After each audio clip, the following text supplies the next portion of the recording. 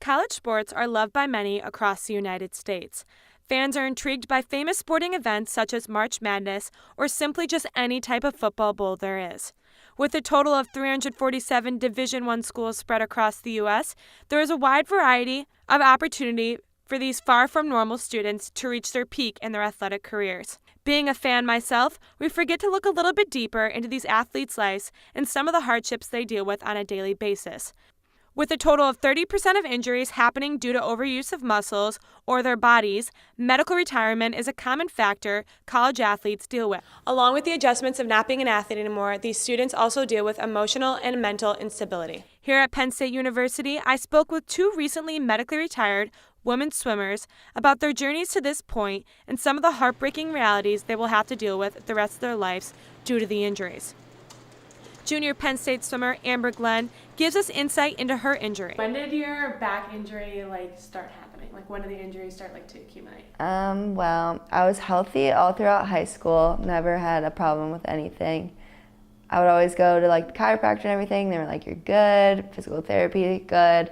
And then freshman year, I was doing really well up until January, and then I started to have back pain. The trainers just told me it was my hip flexor, so I would do a bunch of stretches and stuff, and then I would do that for a year with the same amount of pain. And then basically a year later, so middle of my sophomore year, they were like, "Here?" Yeah. Yeah, in college. I got an x-ray, and then we were like, "Yep, broken back." In 2004, NCAA recorded a total of 200,000 injured athletes within 1 year. With such a high number of athletes being injured per year, medical retirement has become a way for athletes to keep their scholarships but not participate in sports anymore due to their bodies. Junior Penn State swimmer Sienna Savaggio talks about when medical retirement became an option for her. I think obviously no one really wants to medically retire. You've been working so hard to swim. You can't imagine your life without it. So I think it kind of came to the point where I was just I exhausted all options, and it was just okay, I need to find a way to kind of just make peace with this situation. So I medically retired my fall of my junior year, but it's definitely on the table in early spring of my sophomore year. Being that medical retirement is such a long and grueling process, most athletes have a hard time adjusting. Amber Glenn talks about the adjustments she had to make after her medical retirement.